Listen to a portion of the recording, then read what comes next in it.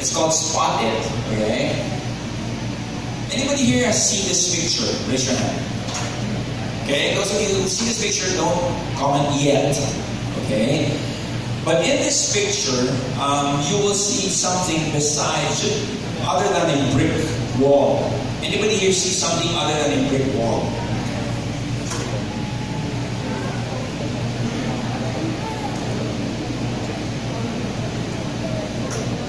Anybody sees it other than a brick wall? What is that? What do you see? So what? Stone? Stone, okay? Other than a stone, other than a brick, something unusual.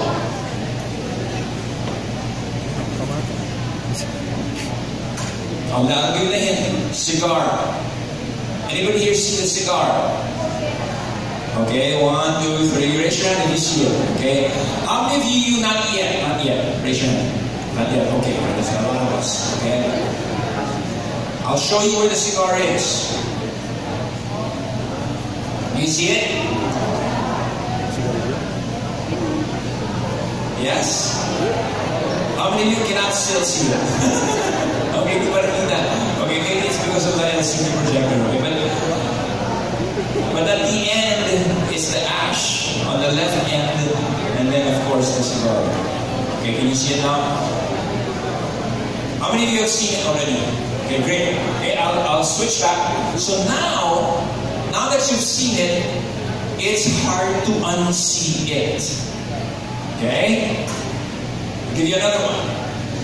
This is a little hard because it's smaller and because of the LCD.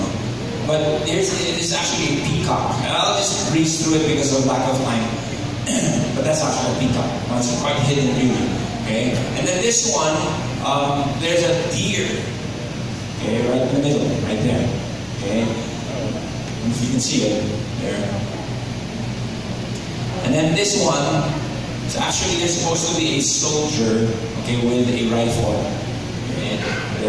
That's where it'll be easier on a computer monitor, I guess. Okay? But here's my point. Alright? There are things that sometimes we don't see in our lives, in our marriages, but they're actually there. Right? And there are things that dictate or even influence and affect that when we make decisions in our marriages. We don't realize they're there, but when it is brought to the surface, you realize, okay, it does affect and influence our decisions. That's what we're going to talk about today. No? Because a lot of these influences, a lot of these filters affect our decision making and sometimes cause the arguments. How many of you here you have an argument every so often? If you'll be honest enough. Okay, a few of you, not very many, are honest here today. Okay, all of us. Okay, of course, all of us. Right? And so, I'm sure in a crowd like this, there was a couple here who came here, whether yesterday or even this morning, you had tension. Amen. Okay. I remember last week, every week now we're doing couples getaway because, what we've done is every service, we do a couples getaway per service in Dixie 4. Okay, 9 and 11, 10 and 12, and all that. And so, last week in the morning, okay, I asked Jen, were you able to already send the questions for the application? And then she said, how she answered? She said, yeah, last night pa. Okay, yeah, last night pa. And so I wanted to, okay, is she being upset or just really, there are filters and there are things that affect us. And I guess she explained last week, kasi I'm not really a morning person. I don't hear, anybody here, you're not a morning person? Okay, great, okay. So, sabi niya kasi I wasn't upset. I was just, I was just not a morning person, okay? And so, but I want us to be able to talk about the first session, understanding our past, or even recognizing shaping influences. And that's what Jim's going to talk about today. Okay? Recognizing shaping influences. Okay, shaping influences. The first time I encountered these words was actually years ago when we had our first born, because we were reading a parenting book entitled Shepherding Your Child's Heart by Ted Tripp.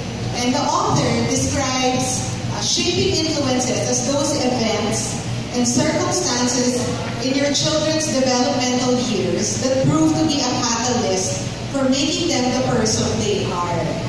So these are shaping influences, meaning the person we are today is actually a combination of different factors that happened to us when we were growing up. And it's good to look back and understand what these shaping influences are, because it actually they influence how we respond to our husband, to our spouse, or to circumstances. Sometimes, you know, your spouse just brings up the topic of money, and he's just asking you a simple question like, you know, how much money do we have left in the bank?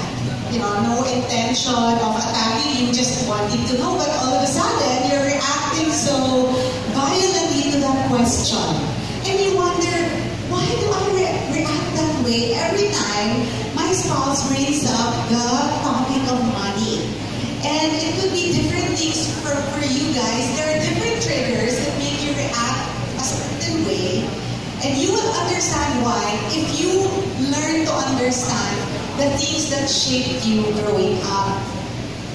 So what are these things? Now I'm gonna run through a list. This is not an exhaustive list, but these are like the major things that could affect who you are today. Number one, and I believe this is the most important shaping influence in a person's life, it's family, or your family history.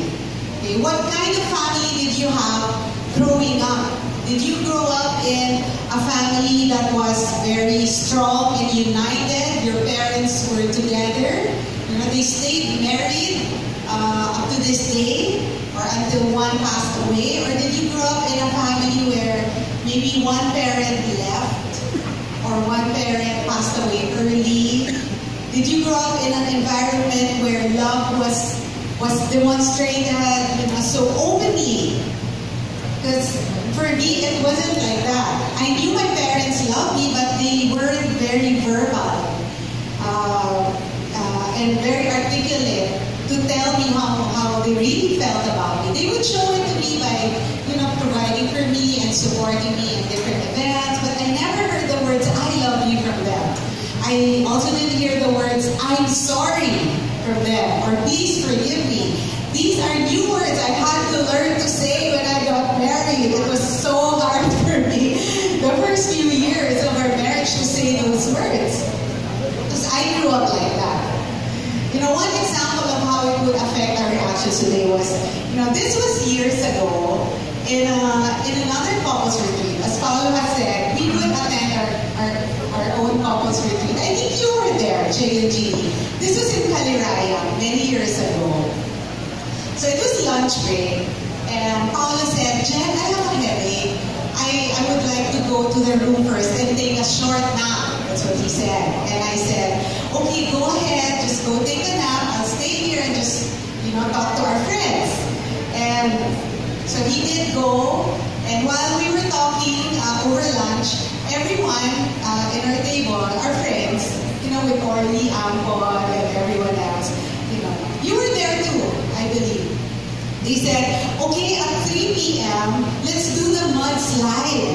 If you're familiar in Caliraya, you know, it was Victory who put that mudslide there. Because every year they would bring the kids for boot camp, and Caliraya decided to just leave the mudslide there. So it's like a long slide down the hill, and it ends in a pool of mud. Okay? Mudslide. So everyone was looking forward to do the mudslide together. Come 3 o'clock, when I checked on Paolo, he was still sleeping. And I felt, you know, being the kind wife that I was, and I still am, right? I said, oh, since Paolo has a headache, I just won't bother bother him. I'll just let him take a nap. So when he wakes up, he's refreshed and feeling okay to go through the next session. So I left him sleeping. And then he woke up at around 3:30 because of all the shouting and screaming and all the fun happening outside. Because everyone was going down the mudslide. And he woke me up and he said, Jen, what's happening outside? And I had to explain, the thing that we agreed to do at 3 p.m. And he said, you should have woken me up. And he was upset at this time and really annoyed at me that I didn't wake him up for this mudslide. And I said, oh, because I thought, you had a headache and you needed to rest. And you said, that was my decision. You should have let me make that decision whether to sleep or... Wait lang. It's my turn. Can you turn off his mic first? I'm kidding, don't turn it off. He was just really so upset at me that I didn't wake him up for that mudslide. And I'm thinking, my gosh, it's just a mudslide. Why are you so mad at me for that mudslide when my intention was to let you rest? I was kidding. Whoever you are, I'll give you lunch today. So, and then, he went on to explain. Because I couldn't understand why he was reacting that way. And oftentimes, between husband and wife, you don't understand why your spouse is reacting that way, right? Right? Okay, so I know that it's not just us, okay? It's all of us in this room. You want to be the one to explain? I'll give you the floor. Okay, I'll explain. Because he said, Jen, I grew up in a single-parent home. My mom was busy. She was working 24/7. She didn't have time to bring us to trips like these and do fun stuff and fun activities. We didn't have a lot of memories growing up. That's why I'm making up for those fun memories today.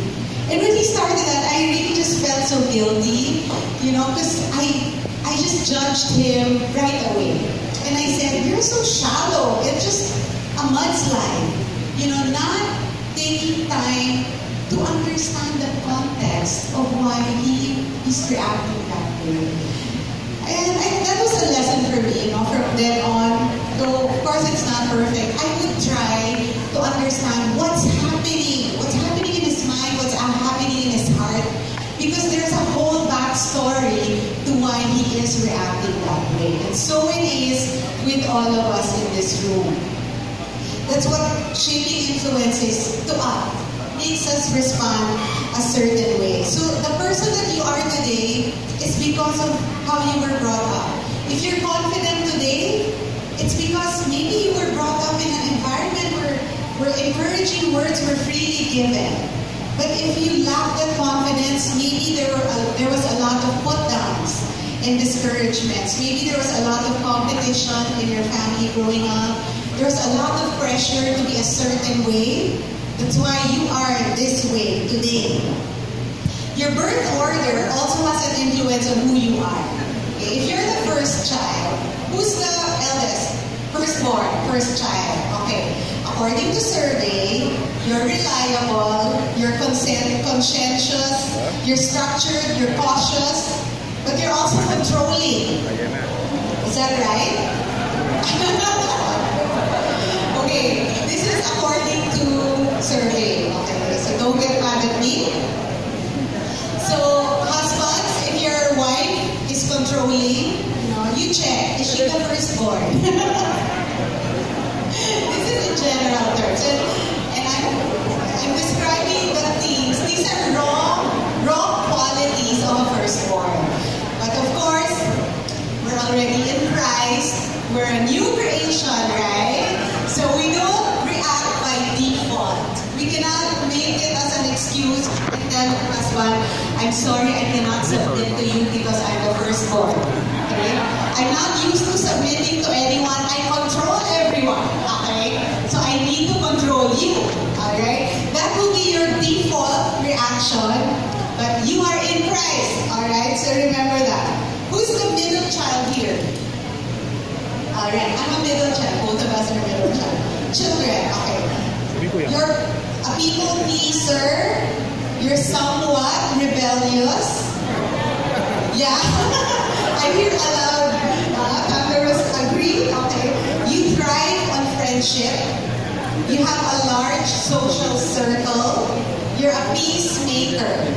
Okay? Can you relate to that? Middle children? If you're the last born, what's up? Youngest? Okay, you're fun-loving. Peacemaker. Agree? Peacemaker. You're uncomplicated. But you can be manipulative. Okay? You're outgoing. You're an attention seeker. You know, youngest, you're used to everyone's attention on you, right? Because you're the cute one, right? You're the little one. And sometimes we bring that with us as we get older. You're self-centered. Again, these are not declarations on you, okay? These are like general descriptions. And if you're an only child, you know, you also have different characteristics. Another shaping influences is your financial status growing up. Did you have a lot growing up, or did you have little? Was there plenty or a lack growing up? You know, this thing really will influence the decisions you make today. We see couples where making money is the priority. And it's so easy to judge, right? Parang it's like, you're so materialistic. Why are you so focused on money? But you have to understand that the kind of environment they grew up in, where there was so much lack, and they were deprived of so many things. So their heart now is to provide well for their children, because they don't want their kids going through the same thing. But it can go to the extreme, right? Of it's all about money. I'm a good parent, I'm a good husband if I'm providing money. Never mind that I don't get to spend time with them. As long as I'm providing that, I feel that I'm a good husband and father. The others go to the other extreme where they're so passive and they don't care about money and provision, because they're saying, well, I grew up in lack and look at me, I'm okay, I survived. So you guys just deal with it. And this man doesn't have any drive at all to provide. It's like, okay, just going with the flow. If we have food today, good. If we don't have food tomorrow, that's good also. I just know we'll survive. So you just see how this thing can really affect our decisions. Your education also has a big effect on you. Depending on the school that you went to, you can be very philosophical in how you think, right? Or you could be very radical if you come from that school. You could be arrogant, right? There are schools that produce arrogant adults. They think that they can conquer the world without balancing it. Or you can be a man for others. You can be a party goer. Depending on the school that you went to. Your church growing up has a big influence. Were you raised in a very traditional church, superstitious church, where there was a list of things to do, right? A list of you're very legalistic because of how you were brought up in church. Your friends have a big effect on you. As they say, birds of the same feather are the same birds. Yeah. And they flock together. Tell me who your friends are, I'll tell you who you are. So these are just some of the shaping influences that we want to name down. And I hope as I was speaking, you were taking notes, either mental notes or writing them down. The things that really, really affected you growing up and made you who you are today. I think that's what we can do right now. We can actually, on your notebooks, these are 1, 2, 3, 4, 5, 6. Okay, if you can write down these shaping influences and then maybe identify 1 or 2 that actually following are major shaping influences in your life today. Like for example, family. I grew up in a single-parent home, or financial status. I grew up with a lot. That's why everything I want, I get. Or education. This is my perspective because of the school I went to. Could you just write down one or two things? I'll give you actually a couple minutes to do that. Okay, so get your notebooks, and then because more again, like what I said, more than just download information, we also want to be able to process what we have learned so far. So go ahead and just write that down, and then we'll discuss it later. Don't discuss it to your spouse yet. Okay? Personal, individual, on your own first.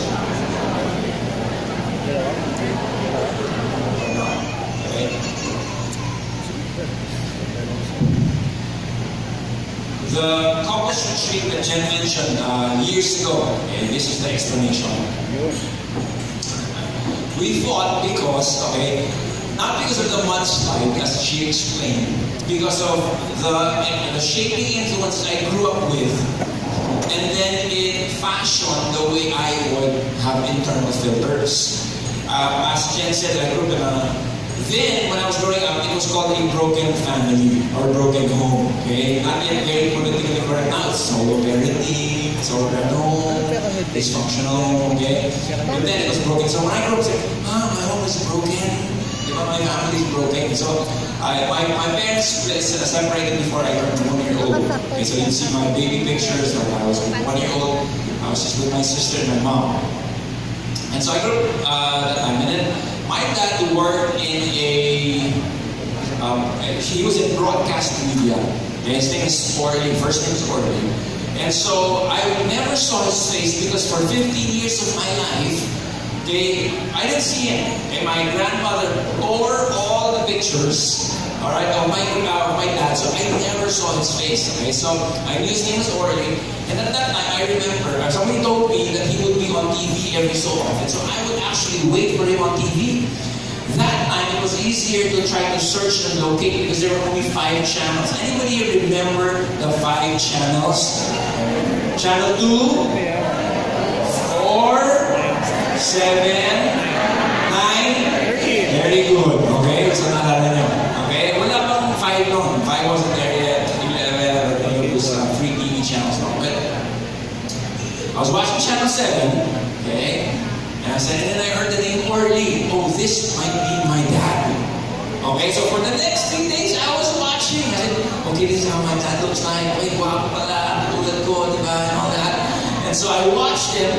And then, on the 3rd day, there was, those character generator, those subtitles and all of sorts. Showed name was Orly. It was because the show was Kapwa Ko Mahal Ko. This was a long time ago, okay? So it was Orly Mercado, not Punzalan. My last name Punzalan, okay? So that's how the situation was. But anyway, so I grew up in that situation, and I loved playing basketball. I didn't have again, one of the dreaded months of the year was during the Father and Son Olympics. It's 2-on-2 basketball, right? I couldn't play because my dad wasn't there. Okay, so one summertime, one semester, I said, Joel, I went to my cousin, my neighbor's house.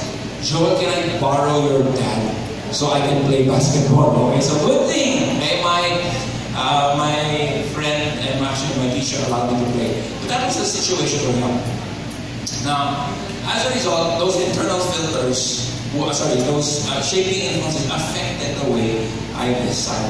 Right? Family environment growing up had a huge impact actually in our marriages, whether you acknowledge it or not. Question, what will be a filter in your life today? Our internal filters are our responses to the external influences. Let me give you a few internal filters. Fears. Okay? As a result of what happened in the past, sometimes fear can come up.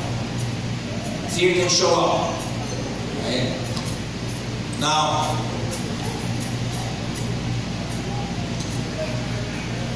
some of the fears will be fear of failure. Right?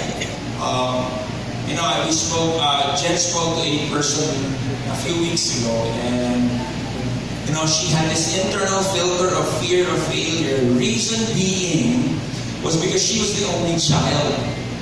Because she was the only child, her mom expected her to be the perfect child. And so now, because whenever she would fail, right, she would see the disappointment in the face of her mom. Which now, fast forward 20 years later, right, whenever she has a task, or she will not be a risk taker, because if she knew she would fail, she will not take the job. Okay? That caused her to make certain decisions. And even in her marriage, another one would be fear of rejection. Alright? Did you grow up with put-downs? Okay? You will never amount to anything. Or maybe you felt unaccepted by the family or by your friends because of weight, personality, attitude. Okay? Feeling not good enough. So now sometimes when people don't feel good enough, they try very hard. I don't know if you've ever felt or met people who try very hard to be accepted because they've been rejected. And here's the thing about rejection. Rejection is a spirit that it is like a cycle. It's there because of what has happened in the past, and you want yourself to feel accepted. You push yourself too hard to be accepted. You end up pushing people away. All the more you feel rejected. It feeds on itself. It becomes a cycle. Okay? Fear of rejection. Fear of abandonment. That would be another one. Right? It could stem from loss of parents, from death or divorce, lack of emotional care, abuse resulting to emotional abandonment. There was a guy who testified at church one time. He was explaining. He was saying that his dad abandoned them, so he had no father figure at home. Growing up, he tried to look for a male figure in his life, which caused him to actually have a relationship with the same gender because he felt that guy would meet his need. Okay? And so these kinds of things come into play.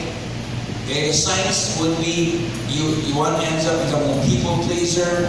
They envy other people's relationships. They have trust issues.